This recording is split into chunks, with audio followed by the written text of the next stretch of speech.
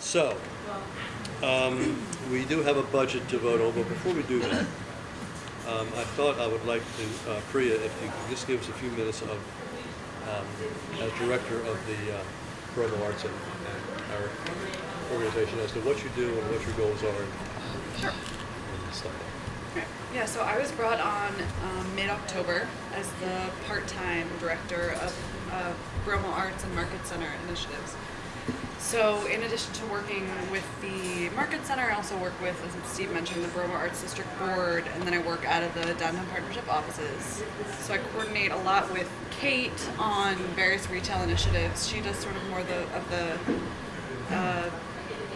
like business loans, seminars and marketing seminars, and like capital improvements, facade improvement stuff. And I focus more on sort of the events and promotion of the neighborhood as a whole, and hopefully involving and engaging merchants in that process. Excuse me.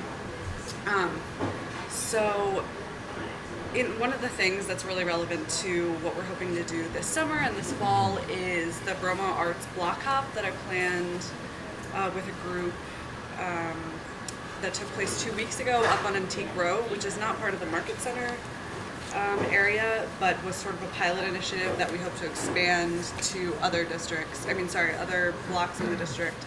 And it was working in very close collaboration with the merchants on the 800 block of North Howard to basically have an open house day where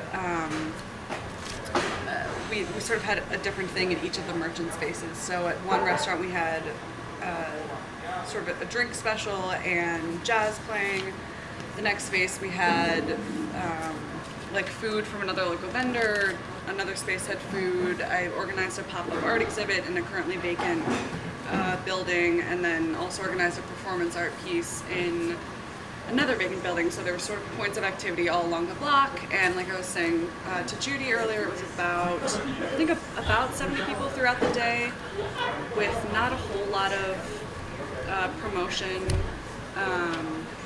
So the point being, there's a lot of potential to expand, and with a larger budget and more involvement and the ability to sort of block down or block off a street and more time to promote, I think it could be really amazing to have somewhere like on Baltimore and Utah.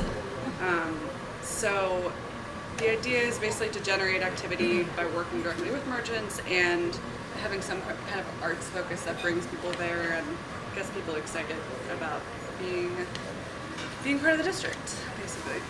I do a lot of other things, like help connect artists to vacant space, artists and merchants, but that's sort of more of Kate's responsibility.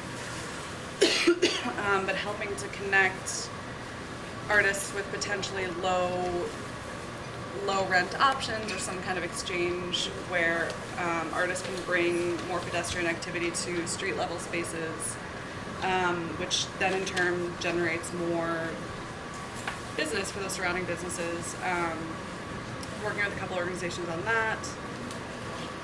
There's a million different things, Okay, this little pieces, but yeah. So one of the things, Maryland Art Place is a new, not merchant, but a new member of the community. They moved back into their space on 218 West Saratoga in, I think, probably December.